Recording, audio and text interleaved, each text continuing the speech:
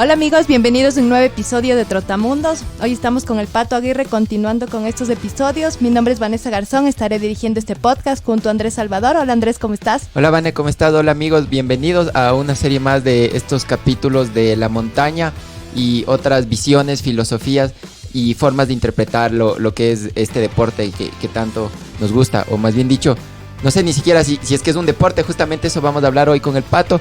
Si es que no escucharon los capítulos anteriores, Patricio Aguirre es un gran deportista, montañista, corredor de skyrunning, trail running, varias cosas, pero aparte es académico, antropólogo, estudia ciencias sociales, está haciendo un doctorado. Entonces ha estudiado mucho la montaña desde otro tipo de concepciones. Entonces hoy vamos a continuar hablando de estos temas. Y Pato, ¿cómo estás? Bienvenido, y de una vez te vamos haciendo la primera pregunta, que justo es, ¿esto es un deporte o no es un deporte el montañismo? Bueno, muchas gracias otra vez por contarme este espacio y que estén interesados en abrir un poquito estos temas que me parece que son pertinentes y sobre todo novedosos para la gran mayoría de las personas que están acercándose o que han estado ya inmersas en el deporte. A ver, si es que es deporte o no es deporte, como yo había dicho antes, es deporte si es que llego haciendo 70 pulsaciones por minuto, no es deporte si es que me siento a ver el amanecer. Concretamente con el montañismo, si es que yo voy con un guía, yo no creo que sea deporte. ¿Qué es cuando voy con un guía? Cuando yo pago por ir al Cotopaxi y pago porque se me den todos los servicios. Soy solo turista, no todavía montañista. Es una ni actividad, nada. no soy un montañista, es una actividad que es recreativa, es una experiencia, como habíamos dicho hace algún momento antes de empezar. No creo que sea un deporte si es que vas con un guía, si es que pagas por ir a la montaña. Y visto desde el tema de experiencia, ya no como deporte, ¿qué tal es la experiencia de subir a la montaña?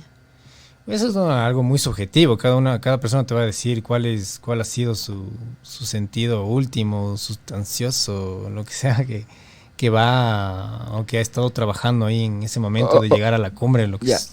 Ya, dentro de las redes, esas experiencias normalmente estamos con las fotos, los paisajes, los amaneceres, la sensación increíblemente confortable de estar ahí. Uh-huh. ¿Cuál es tu sensación en la montaña? A ver, la sensación que tengo en la montaña es muy parecida a la sensación que tengo en el deporte, pero es una visión muy subjetiva. Es una visión que he estado tejiéndola y que tiene que ver con una pregunta más o menos básica, si pudiéramos decirlo. Yo no soy una persona autorizada para hablar de deporte, no creo en la autoridad tampoco, pero no lo soy, concretamente no.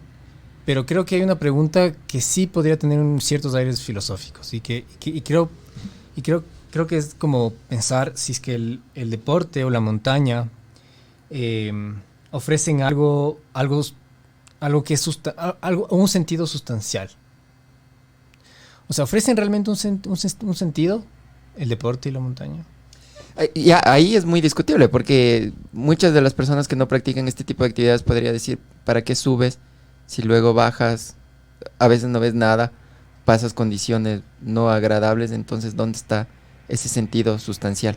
Yo creo que va por ahí. O sea, es justamente el hecho de que por no pasar un momento agradable, por sufrir, por experimentar el dolor, por tener un acceso sensorial, una percepción sensorial distinta, es lo que te da el trasfondo para poder decir, aquí hay algo diferente. Quizás haya algo diferente. Quizás si hay algo sustancioso de lo que puedo sacar algún sentido, pongámoslo así, cierto cliché, cierto lo que sea, profundo. Es un tema de sufrimiento saber que puedes pasar tus límites, saber que te va a costar, pero vas a llegar a la cima. Porque uno cuando se pone el objetivo de subir al coto dice, yo como sea llego a la cima. Pese a todas las condiciones, uh-huh, te ponen en la cordada y vas subiendo, o si tú subes solo, pero sabes que vas a llegar a la cima y vas a dar más allá de tus límites, como sea vas a conseguirlo. Claro, o sea, yo creo que si es que vamos viendo algo si estamos buscando una pregunta filosófica, yo creo que sería bueno preguntarse algo así como, ¿hay algo que está ligando, que esté por encima de las cualidades físicas, intelectuales y morales en esta actividad? O sea, más allá de los límites, porque los límites siempre van a ser algo muchas veces deportivo, ¿no es cierto? Uh-huh. Pero hay algo atrás de eso. Hay algo que está rompiendo de alguna manera las cualidades, como digo, intelectuales, morales, físicas, que nos lleven a pensar algo diferente a lo que comúnmente pensamos, más allá de promocionar una marca, más allá de promocionar una meta, más allá de promocionar un paisaje espectacular. Si recordamos el significado que nos da la RAE con respecto a cumbre, perdón, cumbre, sino a cima con C, nos va a decir en una de sus acepciones el punto más alto al que se puede llegar, ¿no es cierto? Y hay algo curioso en el español, que hay cima con C y cima con S, y las dos son las pluralidades, cima como el punto más alto al que se puede llegar, y cima con S, que es el espacio profundo, abismal, el nivel más bajo al que se puede llegar. Eso es interesante en términos de la filosofía del lenguaje, y una reflexión así. Porque ahí te está hablando de ciertos límites, obviamente, el límite más alto que puedo decir, el límite más bajo al que puedo decir, pero también te está diciendo algo que se juega mucho en la sociedad, ¿no es cierto? Esta cuestión del éxito, por ejemplo. El éxito siempre va a ser llegar al punto más alto al que puedas alcanzar, uh-huh, al registro más alto, al ser una persona exitosa. Y el más bajo, el cima, el fracaso. Están siempre jugando. No sé por qué la sociedad occidental tiene esa costumbre, esa fascinación, esa esquizofrenia por estos dos registros, del éxito y del fracaso, de lo más alto y de lo más bajo. Siempre está jugando por ahí. Entonces, al momento de buscar una pregunta con respecto a la montaña, que sea en términos más filosóficos, ¿hay algo que sobrepase cualquier tipo de registro, que sea realmente sustancioso, sin necesidad de hacer una afectación ontológica? O sea, la ontología es como este estudio del ser, ¿no es cierto?, de las primeras causas, y dentro de la ontología está también la teleología, que es de las últimas causas, de las últimas consecuencias, digamos, este fin por el fin. ¿Hay algo que esté atrás de eso, que pueda dar alguna respuesta con respecto a eso para la gente que tenga el ocio, la necesidad, para poder pensarlo siquiera? Porque hay un desdén en la sociedad occidental también a pensar un poco más. Hay un desdén. Mientras más rápido sean las cosas, mientras más oportunas sean las cosas, mientras más inmediata sea todo, es más fácil todo. Pero ponerse a pensar un poco más, decía, no, pero ¿para qué sirve? ¿Para qué sirve la filosofía? ¿Para qué sirven estas cosas? Y le da un sentido utilitarista a todos estos temas. Pero es justamente eso. Si alguien tiene la capacidad, y digo capacidad porque se da el tiempo, se da el momento, eliminan las barreras del utilitarismo y se pone a pensar un poco más, ¿hay algo sustancioso que esté borrando estas cualidades intelectuales, físicas, morales, incluso del pensamiento mismo, para poder llegar a un... Si ustedes me preguntan, en mi caso, ese ha sido algo que a mí me ha tomado, que a mí me ha robado el sueño.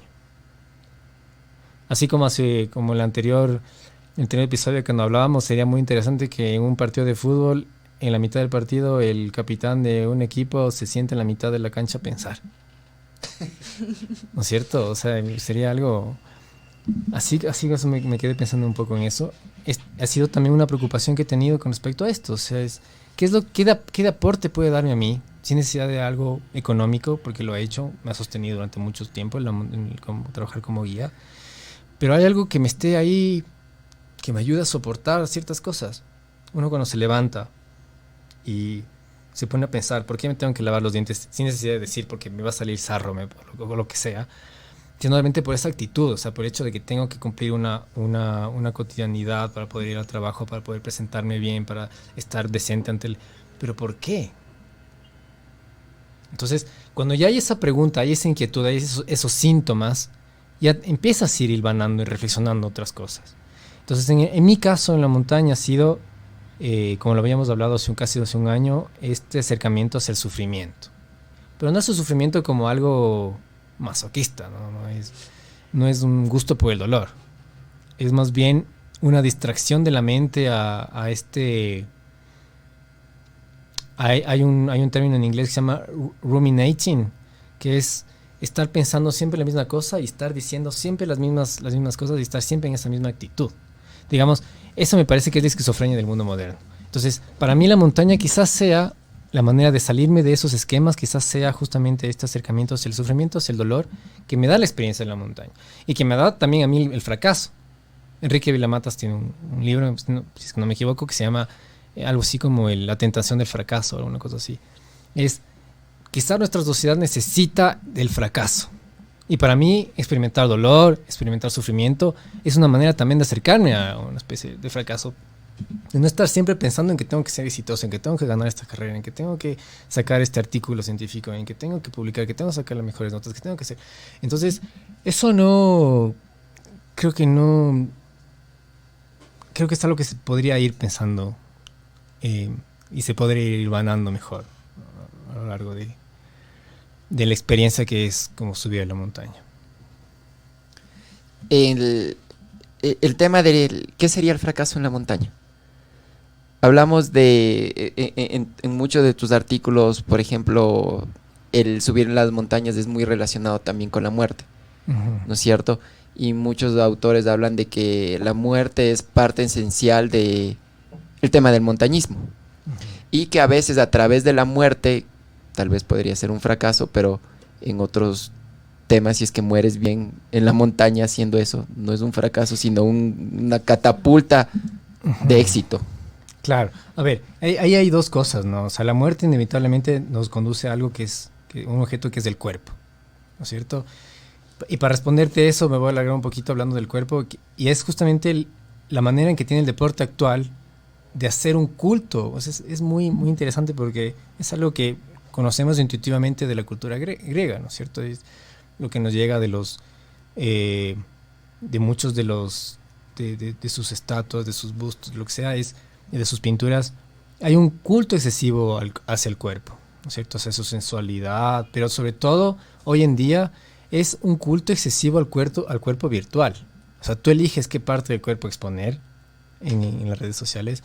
Tú eliges en qué dimensión hacerlo, en qué espacio hacerlo, en qué tiempo, con qué luz. Lo modificas, incluso hay gente que tiene aplicaciones que pueden modificar todo lo que quieran en la fotografía, la luz de la fotografía. Entonces hay este culto y aparte tiene que ser joven. O sea, un cuerpo, si es viejo, tiene que ser un cuerpo viejo que se vea joven. O sea, si no, no es tolerado.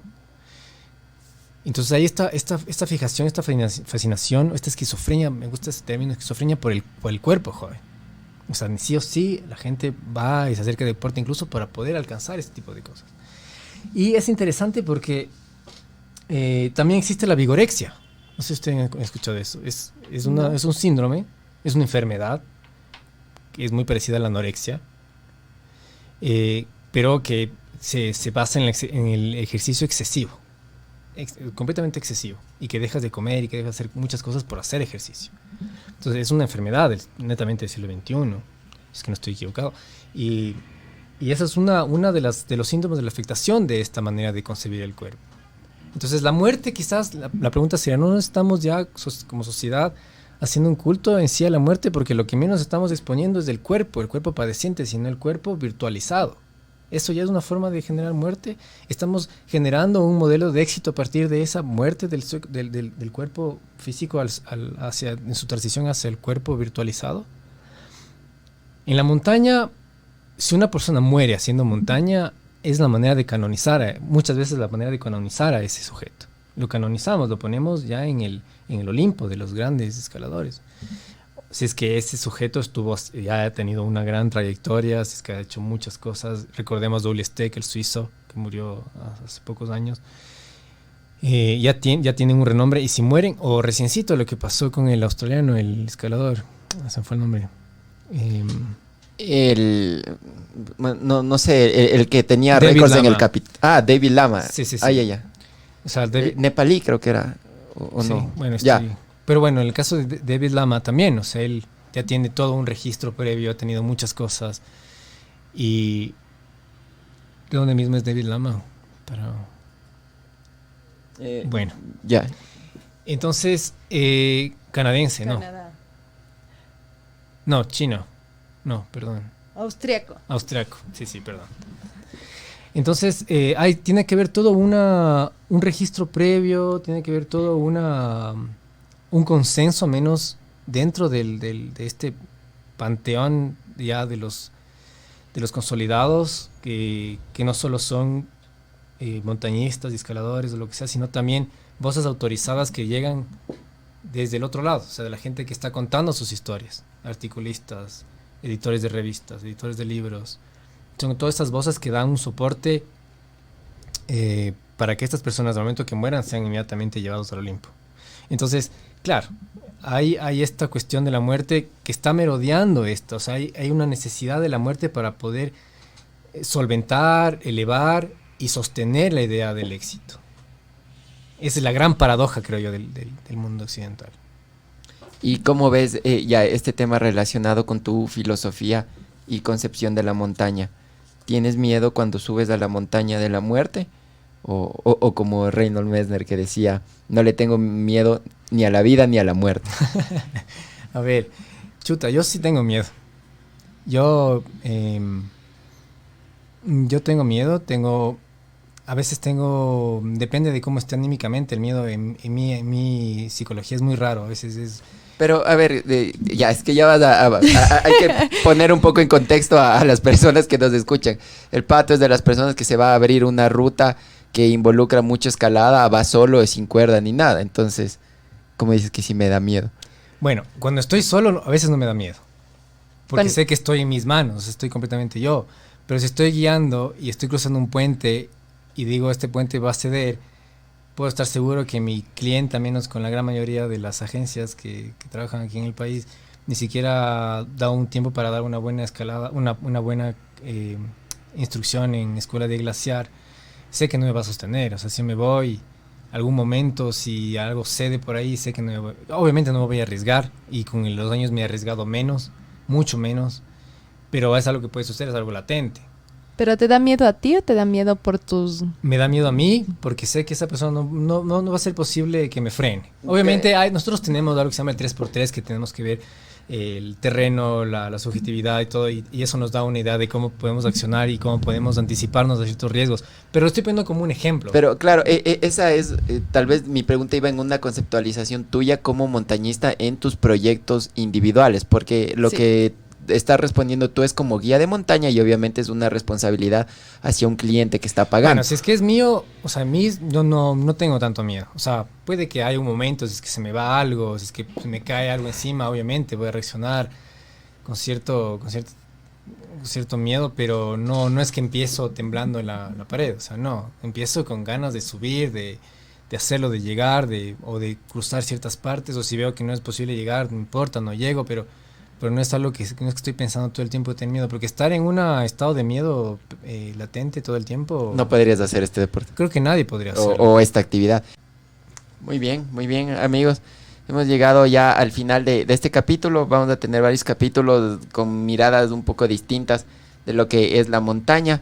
Queremos agradecer a todas las personas que nos permiten estar en este tipo de espacio, a nuestros auspiciantes, a Omni Studio, que es pues el lugar que nos brinda estas facilidades y un excelente sitio para hacer podcast, a todo el equipo deportológico de Move On y a Punto Shimano, que es donde tenemos todo el mantenimiento y nos cuidan todas nuestras bicicletas. Vane. Chévere, gracias Pato por darnos una nueva visión del tema del montañismo. Gracias amigos, nos vemos. Gracias Pato. Muchísimas gracias a ustedes.